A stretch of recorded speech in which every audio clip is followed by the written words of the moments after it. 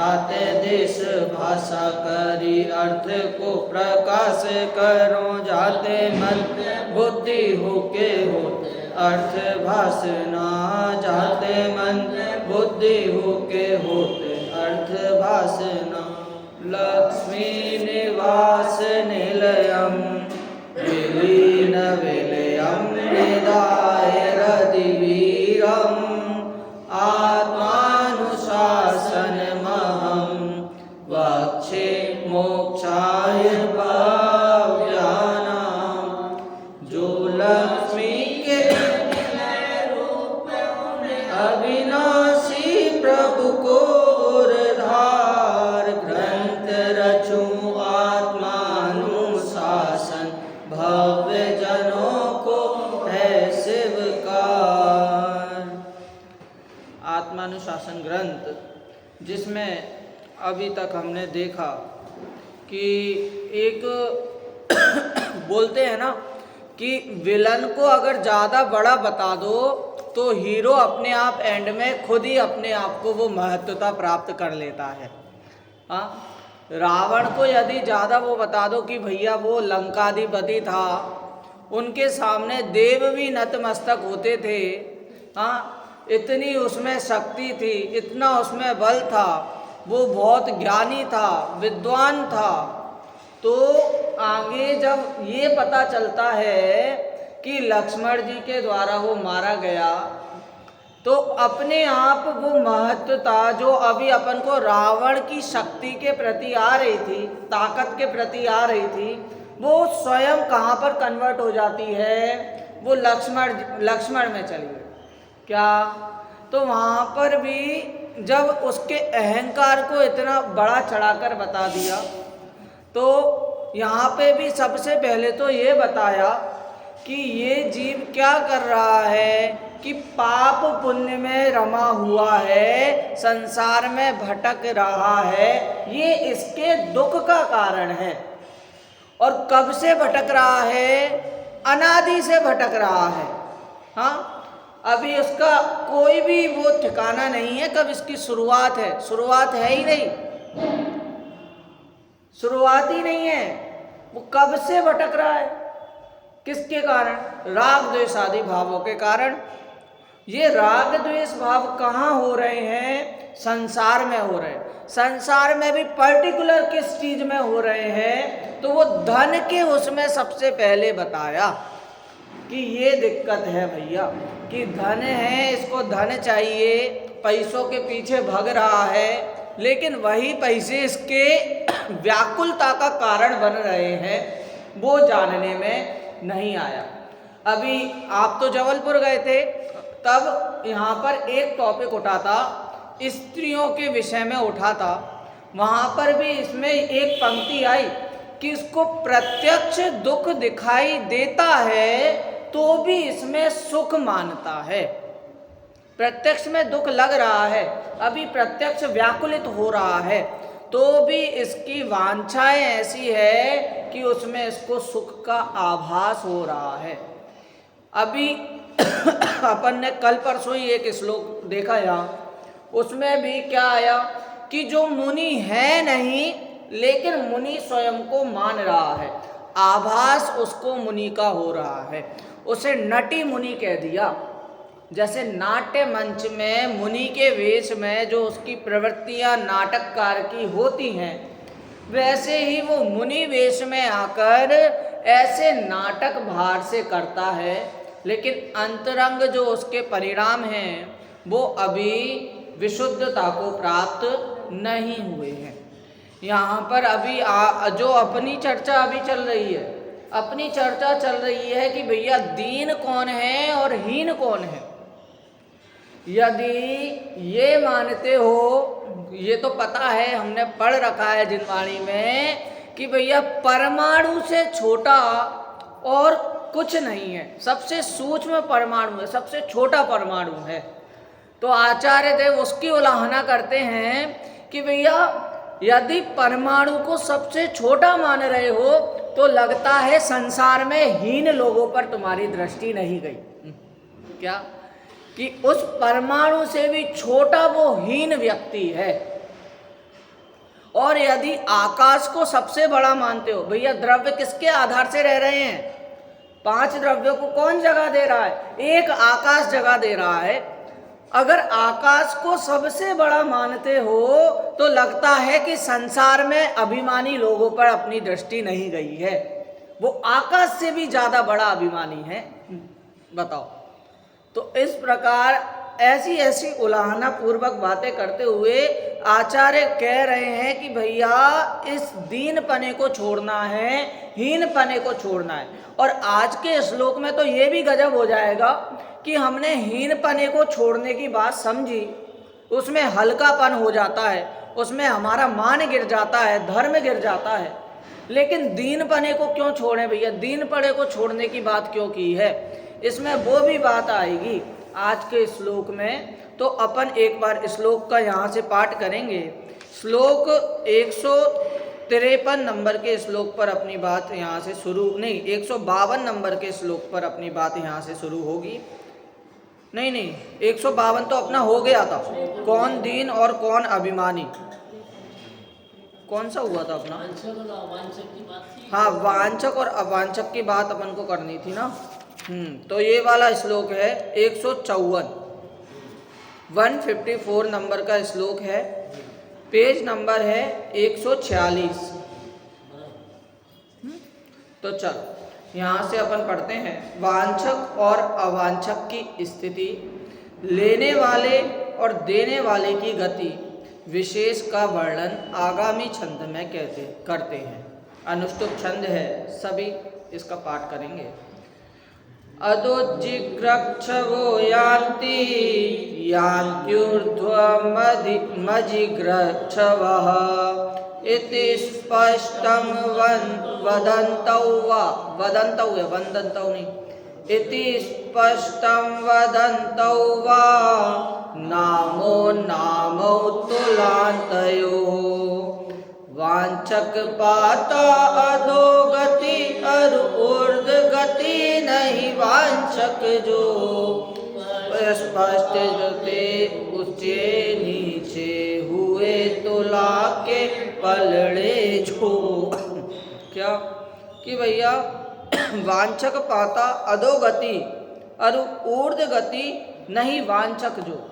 नहीं वांछक जो मतलब ऊर्ध गति नहीं, इसमें ऊर्ध गति के इसमें नहीं लगाना, नहीं कहाँ पर जोड़ना है?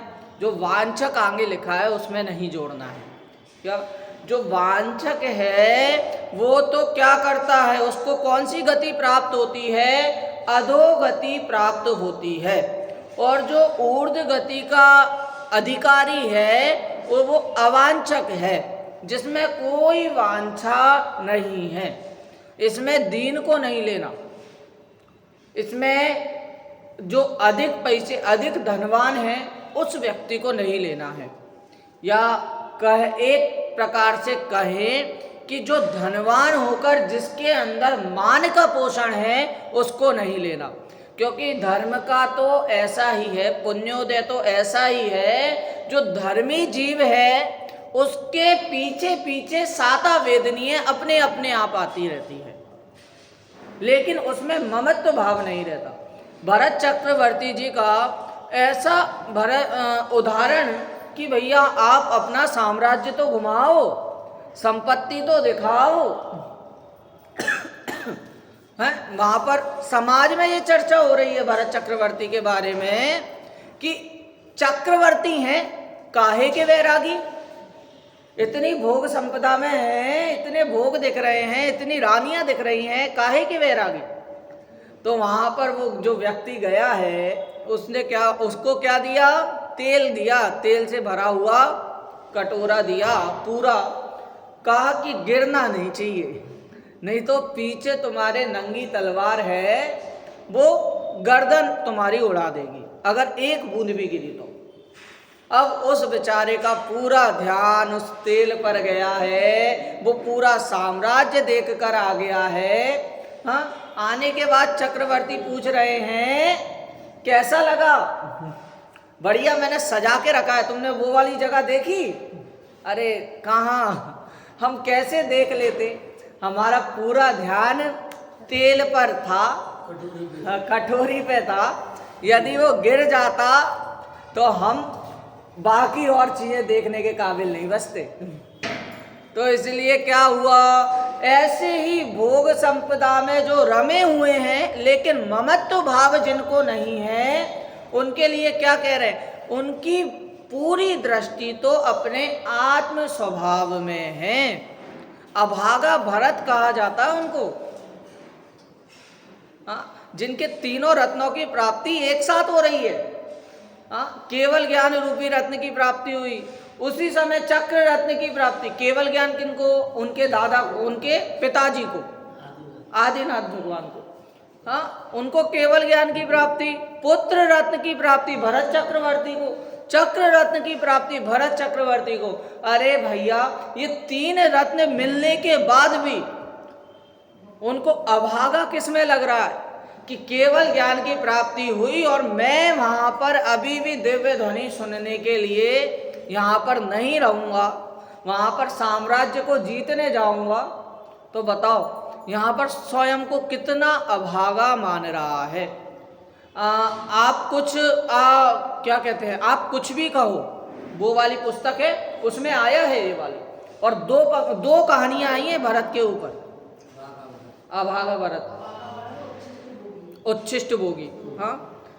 वहाँ पर इतने सुंदर सुंदर वाक्यों के माध्यम से इतने ऐसे ऐसे वाक्य लिखे हैं कि पढ़ के वास्तव में लगेगा कि कितना उनको खेद है, कितना दुख है।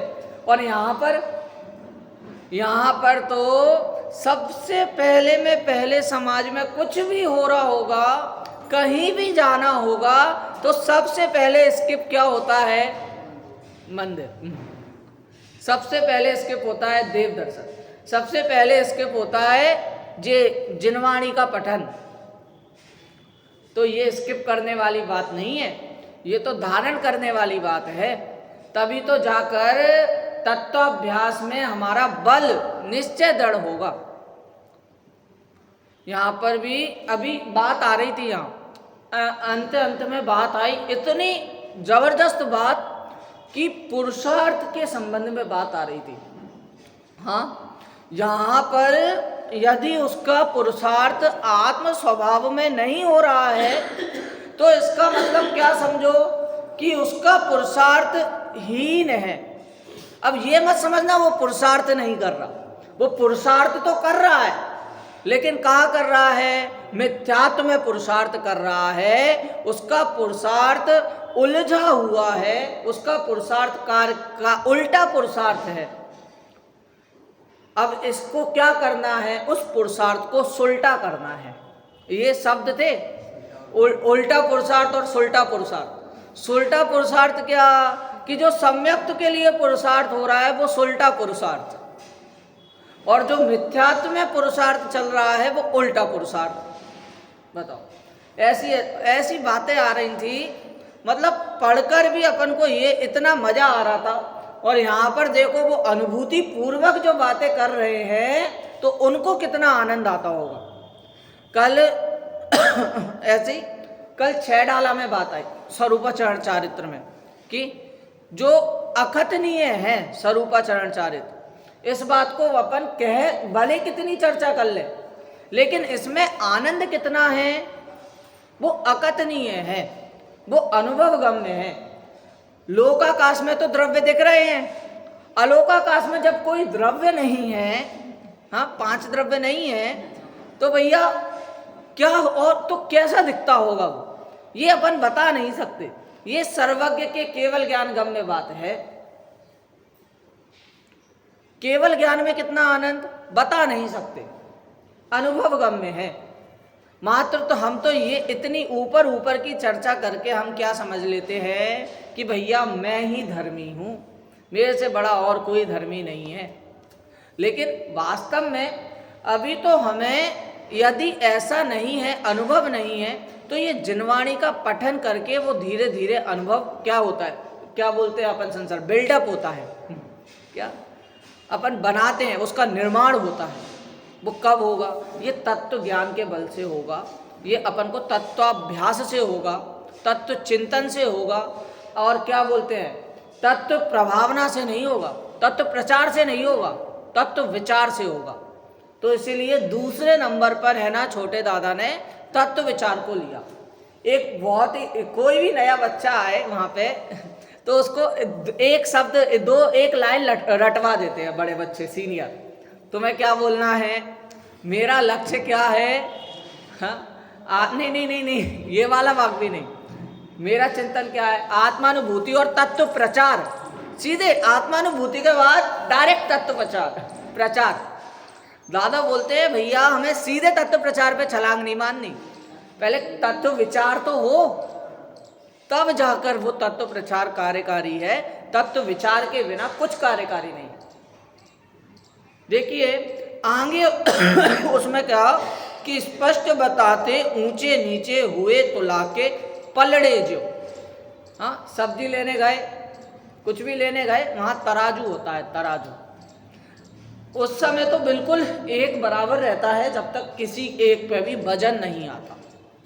लेकिन जब जहाँ पर जिस पर वजन आ जाता है तो वजन वाला नीचे हो जाता है और जो खाली है हल्का है वो ऊपर हो जाता है। ऐसे ही कह रहे हैं कि जिसमें इच्छाओं का वजन है तो वो इच्छा रूपी भार से वो तो नीचे जाएगा, अधोगति में जाएगा। यहाँ तक कि अपन पहले के श्लोकों में देखें तो निश्चित रूप से कहा कि उसका निगोद जाता है, निगोद भी जाता है, निगोद जा सकता है, ये शब्द नहीं है वह निश्चित रूप से कहा कि वो निगोद जाता है जो इच्छाओं के तले दबा रहता है। तो इसीलिए यहाँ पर भी तराजू के उदाहरण के माध्यम से हमें बताया कि जैसे तराजू में एक जो भारी है वो नीचे दबा रहता है, उसी प्रकार जीव में इच्छा का भार रहता है तो वो नीचे दबा रहता है।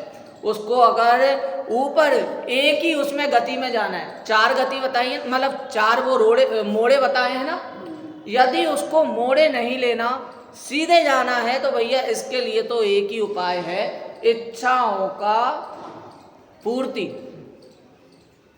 सही है इच्छाओं का अभाव। ये तो भैया पूर्ति तो अपन को बाहर वहींगे कि भैया पूर्ति कर लो, पूर्ति कर लो, पूर्ति कर लो। जाना है तुम्हें, ज़्यादा इच्छा है, अच्छा चलो चले जाओ। है तुम्हें कुछ काम करना है, तुम्हें खाने की इच्छा है, ठीक है तुम खा लो। क्या कि भैया उसको पूर्ति करने के लिए क्या कह रहे हैं कि भैया तुम्हें क्या होगा, आकुलता हो जाएगी, बढ़िया है, अच्छा सुखी हो जाओगे। लेकिन अपने में क्या कहा, इच्छा निरोधस तपाहा, इच्छा का निरोध ही तप है और वो तप सुखमय है। इसीलिए इच्छाओं को रोकना, पूरा नहीं करना। तो इसीलिए एक बहुत ही अच्छा वो है, क्या बोलते हैं अपन, सूत्र कहते हैं ना, सुखी होने का सूत्र। आप सभी को सुखी होना है, मुझे भी सुखी होना है, सभी को सुखी होना है संसार में जो भी है। क्या तो वो सूत्र क्या है, मेरे बाद आप बोलना कौन सा सूत्र है। भवि अव्वम भावंतु, कौन सा सूत्र है, भवि अव्वम भावंतु। जो हो रहा है वो अपनी भवितव्यता के अनुसार अपने आप हो रहा है, उसमें हमें कुछ करने का भार नहीं लेना, करने धरने का बोझ हमारे सिर से पूर्ण उतर जावे। यही एकमात्र क्या है, यही एकमात्र उपाय है दीनपने और हीनपने को मिटाने का। हाँ, अपन अर्थ यहाँ पर देखते हैं, जिन्हें ग्रहण करने की इच्छा है वे जीव अधोगति प्राप्त करते हैं, और जिन्हें ग्रहण करने की इच्छा नहीं है वे ऊर्ध्व गति प्राप्त करते हैं। इनका ऊंचा नीचा होना मानो तराजू के दोनों पलड़ों द्वारा स्पष्ट रूप से प्रकट किया जाता है। भावार्थ, तराजू के दोनों पलड़े समान हैं, परंतु जो पलड़ा अन्य वस्तु का ग्रहण करता है वह नीचा हो जाता है और ग्रहण नहीं करने वाला ऊंचा हो जाता है। ऐसी ही सेम बात पहले के श्लोक में आई, क्या आई थी कि भैया दीन व्यक्ति और हीन व्यक्ति, पहले तो भैया दोनों ही समान है, कोई दीनहीन नहीं है। जब किसी ने किसी से कुछ मांग लिया तो मांगने वाले का पूरा मान, पूरा सम्मान, पूरा धर्म वो उच्च व्यक्ति पे चले गया जिससे मांगा जा रहा है। तो इसका मतलब क्या हुआ कि वो तो बिल्कुल ही हीनपने को प्राप्त हो गया और देने वाला दीनपने को प्राप्त हो गया। इसका उपाय क्या है? चलो हम या तो किसी को दीनपना भी मिटाना है तो हम किसी को सामान देना, धन देना, मदद करना बंद कर दें क्या? तो अपना दीनपना मिट जाएगा? नहीं। उसके लिए भी क्या कहा? उसके लिए भी कहा भैया आगे के, अगर अपन एक बार हेडिंग मात्र देखें आगे की, तो आगे की में कहा है दरिद्रता की श्रेष्ठता। सुनने में बहुत अजीब लगता है, जैसे मोह की महिमा है, मोह की महिमा का ही टोडरमल जी ने यहाँ पर क्या कह रहे हैं? दरिद्रता की श्रेष्ठता बताएंगे। तो उसके लिए तो पहले हमें ये मानना पड़ेगा कि दरिद्रपने क्या मतलब, दरिद्र में यहाँ पर क्या अर्थ लिया कि भैया इससे बढ़िया तो क्या है कि हम गरीब ही रहें। धन किसी की मदद नहीं कर सकता, जितना भी चाहे धन हो वो सबकी मदद नहीं कर सकता। कोई ना कोई तो ऐसा होगा जो जलेगा हमसे, कोई ना कोई तो ऐसा होगा कि किसी ना किसी को कोई ना कोई दिक्कत बन ही जाएगी। तो इसीलिए इससे बढ़िया तो दरिद्रपना अच्छा है कि भैया कोई हमारे पास रहेगा नहीं तो किसी को हमसे क्या नहीं होगी, किसी को हमसे आशा भी नहीं होगी। देखें अपन आगे क्या कह रहे हैं इसमें। इन पलड़ों का यह स्वरूप मानो हमारी दशा को बताता है कि लोभ से पर वस्तुओं को ग्रहण करने वाला तत्काल भी नीचा होगा और भविष्य में भी नरकादि नीची गतियों में जाएगा, और लोभ छोड़ने वाला व्यक्ति वस्तुओं का ग्रहण नहीं करेगा तो तत्काल भी ऊंचा रहेगा और भविष्य में भी स्वर्ग, मोक्ष आदि ऊंची गतियों में जाएगा। इस प्रकार युक्ति द्वारा स्पष्ट किया गया है कि दीनता से हीनता और दुर्गति प्राप्त होती है। क्या? दीनता से हीनता और दुर्गति प्राप्त होती है, इसलिए दीनता नहीं करना चाहिए। युक्ति द्वारा क्या प्राप्त हुआ कि भैया अगर दीनता भी है तो उससे भी हीनपना प्राप्त होता है।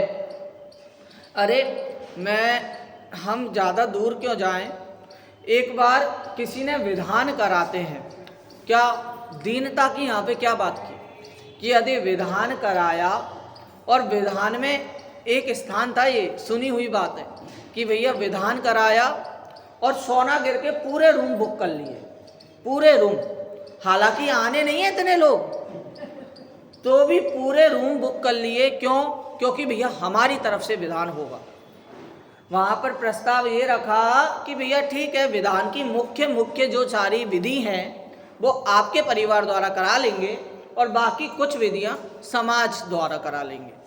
तो उन्होंने नहीं, विधियाँ होंगी तो हमारे परिवार द्वारा, सदस्य आएंगे तो हमारे परिवार द्वारा हैं, और जितने भी विद्वान आ रहे हैं वो भी हमारे परिवार द्वारा निश्चित होंगे। तो यहाँ पर दीनता तो कम दिखाई दे रही है लेकिन मान का पोषण बहुत दिखाई दे रहा है। ऐसा हो रहा है भैया, हम पैसे दे रहे हैं, हम करा रहे हैं, हम धन दे रहे हैं, तो उसमें सबसे ज़्यादा दिखाई देता है मान। यदि ऐसा भी होता है कि जो दीन व्यक्ति है, जो अच्छा धनवान व्यक्ति है, यदि वो आकर भी यहाँ पर आ जाए और अपन क्या बोलें उससे कि भैया उसने गुप्त राशि दी है, बोल के दिया है कि भैया मैं गुप्त दे रहा हूँ, लेकिन जिसको पैसों की चाह होगी, जिसको लोभ होगा, ऐसा हीन व्यक्ति क्या कहेगा कि यहाँ पर फलाने व्यक्ति ने गुप्त दान दिया है। गुप्त दान का मतलब क्या हुआ? हाँ, ये इस प्रकार चापलूसिता होती है। या तो ऐसी हिंट कर देंगे कि इन व्यक्ति ने हमारा भूतकाल में भी बहुत समर्थन किया था, ये हमेशा 10 लक्षण पर्व में भी आते हैं, इनका इसमें बहुत योगदान होता है। तो अब बच्चा क्या बताने के लिए ऐसी हिंट, ऐसी किसको विचार आते हैं? ऐसे हीन व्यक्ति को आ रहे हैं। दीन व्यक्ति भले वो क्या कर रहा है, भले गुप्त दान दे रहा है। ऐसे ही अभी जब हम लिस्ट बना रहे थे कोलकाता के, उसमें जब लिस्ट दी थी मैंने, तो उसमें लिखा था गुप्त दान और ब्रैकेट में नाम लिखा था क्या। तो इस प्रकार अपन देखते हैं कि गुप्त दान भी गुप्त नहीं रह सकता। जिसको अपना मान का पोषण करना है या जिसको अपना लोभ का पोषण करना है, दोनों स्थिति में वो दान भी द्रष्टव्य हो जाता है, सबको पता चल जाता है।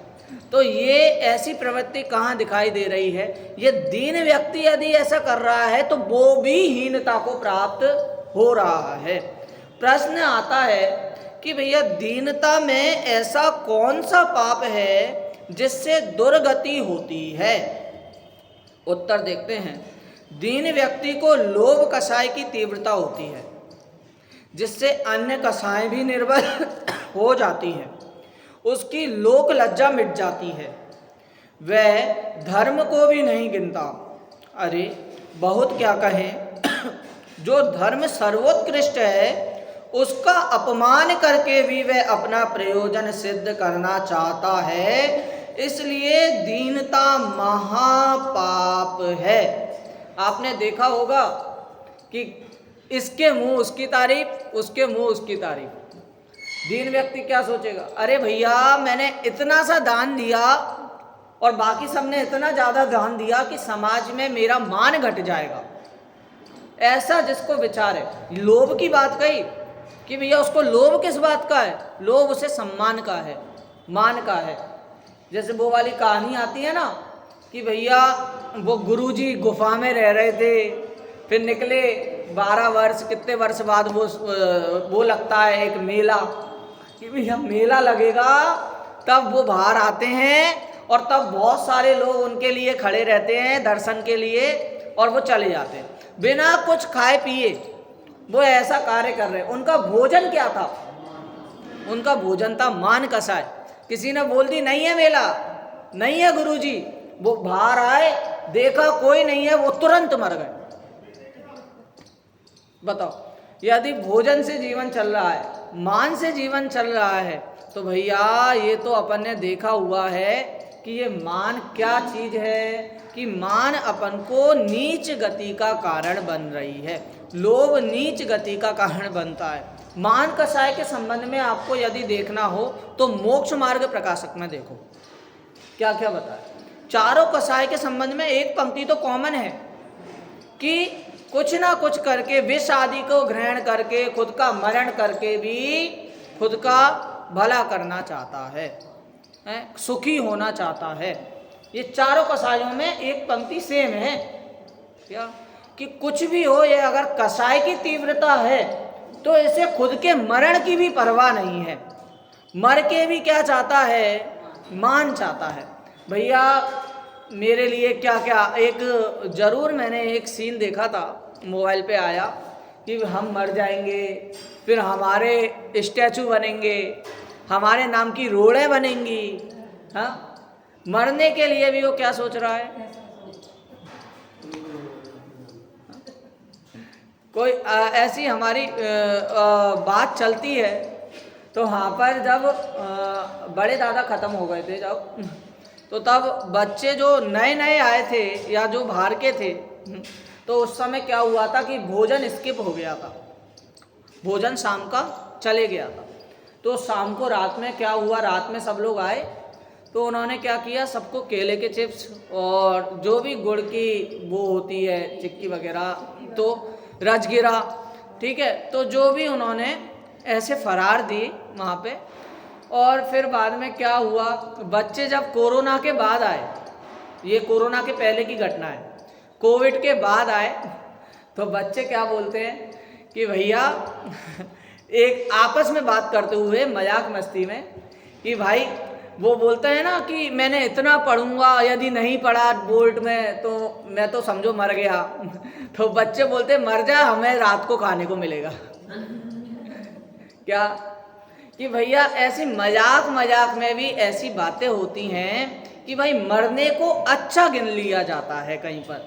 किस लिए? वो मान पोषण के लिए, लोभ पोषण के लिए। तो ये व्यक्ति का जो दीन पने का जो मान है, जो लोभ है, वो यही है कि मेरी समाज में बुराई हो जाएगी, समाज में मैं नीचे स्तर पर आ जाऊंगा।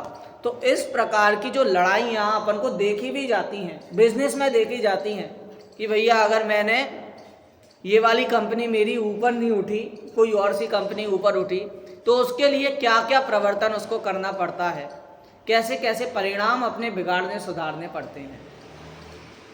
तो इसीलिए कहा कि दीन पने को भी छोड़ना है, क्योंकि दीन पने में भी पाप है, नीच गति का बंध है। देखिए अब तो क्या कहेंगे, आगे के श्लोक में कहेंगे कि दरिद्रता की श्रेष्ठता, दरिद्रपना श्रेष्ठ है। क्यों श्रेष्ठ है, श्लोक के माध्यम से अपन यहाँ पर देखते हैं। याचकों की मनोकामना पूर्ण ना करने वाले ऐश्वर्य से दरिद्रता अच्छी है, यह बात आगामी छंद में कहते हैं। अनुष्टुप छंद है, ये भी सभी पढ़ेंगे। सस्वमाशासते सर्वे ना स्वं तत्सर्वतर्पयत् अर्थिवैमुख्य संपादे सत्वान्निस्वतावरम्।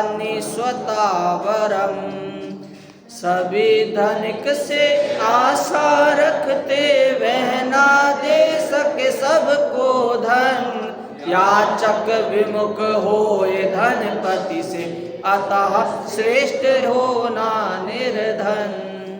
जैसा कि आपको पता है, पहले एक टारगेट लेके आते थे, जो भी अपन के पास मांगने आए, जो भी धनी व्यक्तियों के पास मांगने आए, कि भैया हम खाली हाथ नहीं जाएंगे, हमें कम से कम कुछ तो कुछ दो, कुछ ना कुछ तो दो। पहले तो ये चलता था कि 1.25 रुपये भी देंगे लेकिन लेके जाएंगे, खाली हाथ नहीं जाएंगे क्या। फिर उसके बाद ये टारगेट हुआ कि जो धनी व्यक्ति है उससे हम, आपसे तो भैया 500 रुपये तो हम आशा करते हैं कि आप इतने पैसे तो हमें दोगे। जब अपन फंड वगैरह या देखते हैं, अपन किसी काम के लिए कुछ भी करने जा रहे हैं, हाँ, आपसे तो आशा है कि आप इतने ग्राम का तो सोना आपको देना पड़ेगा भैया। पर ऐसी एक पंच कल्याणक था, मैं जगह का भी नाम नहीं लेता और वैसे भी नाम नहीं लेता, वहाँ पर ऐसा होता कि अरे भाभी जी, आपके वहाँ से तो हमें इतने पैसे तो हमें चाहिए, चलो भाभी की तरफ से इतनी इतनी रकम। पूछा नहीं है, हाँ भी नहीं भरी है सामने वाले ने, लेकिन जो उनकी धनवान, जो उनका एक स्टेटस पहले से है, तो उसको जानकर उनकी ऐसी ही राशियां लिख दी।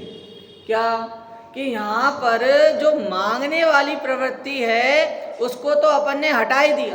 क्यों हटाया, क्यों यहाँ पर क्यों किया, क्योंकि दरिद्रपना सबसे बढ़िया है। कम से कम हमने पहले से ऐसा स्टेटस बना के नहीं रखा, तो हमसे कोई पूछे बिना भी ऐसा कार्य हमारे लिए नहीं करेगा।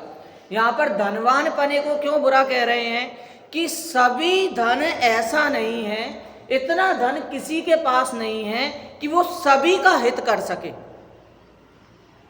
आपने देखा कि भाई एक स्टेटस जिसका मेंटेन चल रहा है धनवान वाला, उसके पास कोई आए और वो मना कर दे तो क्या सुनने मिलता है, अरे इतना पैसा है, इतना पैसा क्या सीने से बांध के जाओगे, इतनी कंजूसी, ये सुनने को मिलता है कि उसको, धनवान व्यक्ति को भी।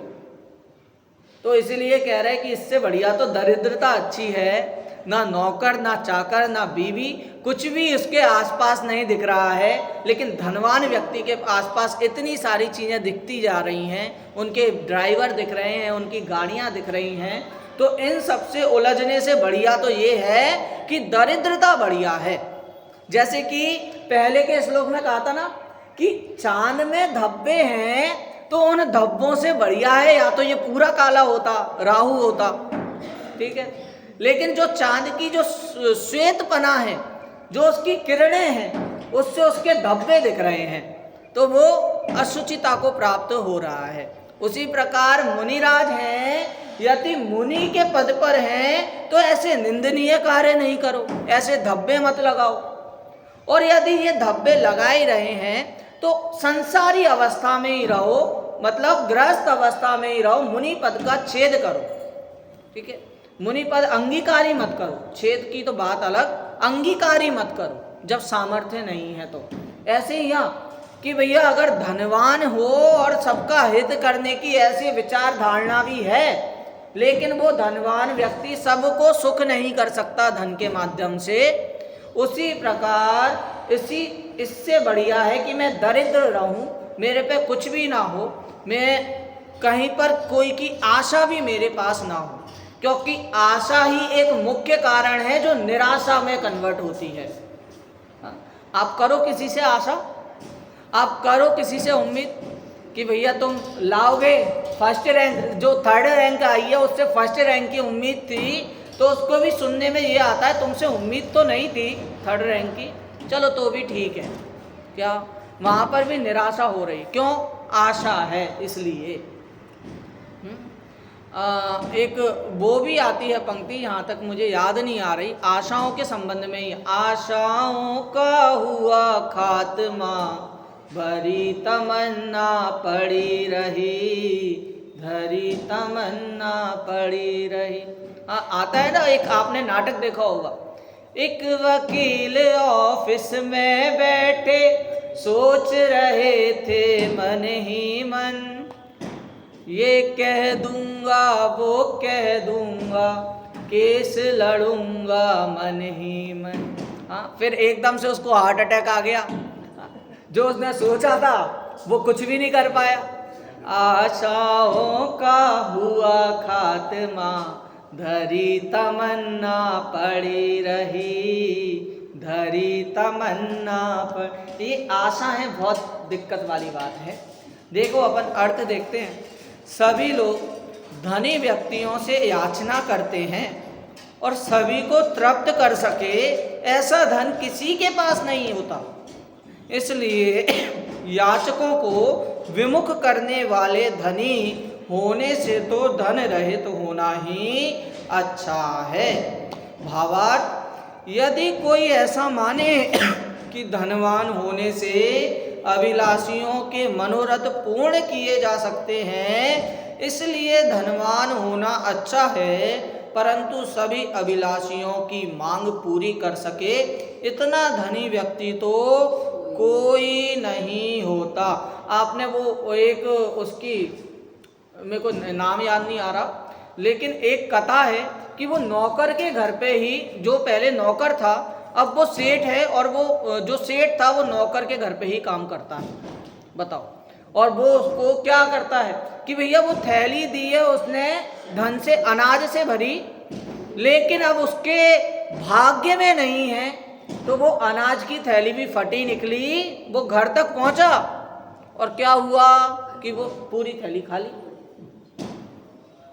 अब बताओ, उसके मन में भले कुछ भी हो, अगर अपन को किसी ने पैसे भी दिए और पैसे उसमें 1 रुपया 2 रुपया या 100 रुपया भी कम निकला, तो अपन क्या कहते हैं, अरे यार कैसे थे, अच्छे से गिन के नहीं दे पाए क्या? कि वहां पर उस धनी व्यक्ति को क्या कहते हैं, जिसने दिया है उसको वहां पर भी बुराइयां मिल रही हैं।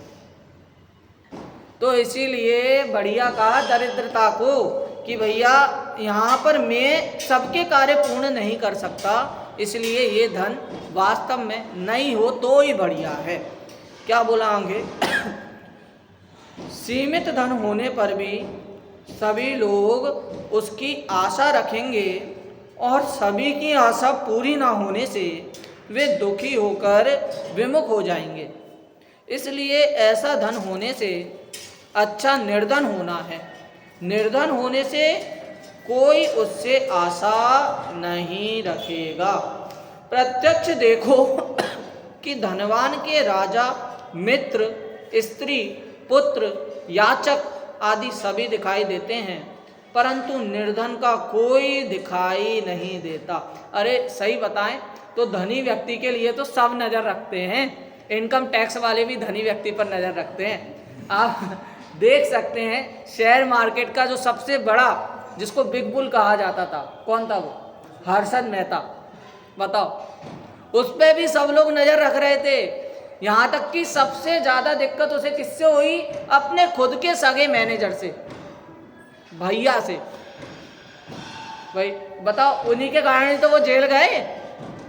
और जिसको इतनी सुख सुविधा में रहने की आदत थी, वो वहाँ पर जेल पे आकर उनको क्या हुआ भैया, वही हार्ट अटैक के कारण, यही था ना हाँ, हार्ट अटैक के कारण वो मरे। तो कौन को, धनवान व्यक्ति था तो उसके ऊपर पुलिस की भी नजर थी, इनकम टैक्स की भी नजर, जरूरी नहीं है कि अच्छे लोगों की ही नजर है। हाँ, उसका कांटेक्ट जबकि कहाँ तक था, प्राइम मिनिस्टर तक था, तो भी बताओ वो बच नहीं पाया। तो इससे बढ़िया क्या बोला, इससे बढ़िया तो वो लोग थे जो बैंक में थे, इससे बढ़िया तो वो लोग थे जो सामान्य जिंदगी जीते थे। बताओ वो व्यक्ति क्या था, वो खुद बोलता था कि मैं जिस गाड़ी में बैठ जाऊं उस गाड़ी का टायर ऊंचे भाव पे चले जाता है। बताओ, और कहाँ उसकी क्या हालत हुई देखो। जो स्वयं पुण्य के उदय से धनवान हो और धन का पूर्ण त्याग ना कर सकें, तब दान देने से कुछ लोभ का त्याग होने पर उनका उतना ही भला होता है, इसलिए उन्हें दान देने का उपदेश देते हैं। यहाँ दान के छल से धनवान को भला जानना उचित नहीं है, ये भी बोला। भला दान देने के लिए क्या बोला, एक उत्तम त्याग की भी अगर अपन वो पढ़ेंगे धर्म के 10 लक्षण में, उसमें लिखा है कि दान भी कैसा हो, त्याग पूर्वक ध्यान हो। जिसमें त्याग की भावना नहीं है वो दान नहीं होता है। दान दे मन हरस विषय के, ए भव जस पर भव सुख दे। बताओ कि दान में भी क्या कहा कि भैया खुद को भी सुखी हो, ऐसा नहीं है, सामने वाले का भी हित हो और अपना भी हित हो, उसको दान का। और वो हित कब होगा, वो त्याग की भावना पे होगा। तो यदि त्याग की भावना नहीं है और दान दे रहा है किस लिए, मान सम्मान के लिए, तो उसको भी क्या बोला, वो भी दीन जो है वो भी हीन पने को प्राप्त हो रहा है, इसलिए दान का उपदेश दिया। अपन ने जब यहाँ पर गुरुदेव श्री के प्रवचन जब शुरू में हुए थे, जब स्टार्ट हुए ना, तो उसमें दान का वो आ रहा था प्रकरण। उसमें एक उदाहरण आया कि जैसे कौवा होता है, कौवा यदि कुछ खाने आ रहा है, कुछ भी पड़ा है, तो वो सभी कौओं को बुलाता है, ठीक है।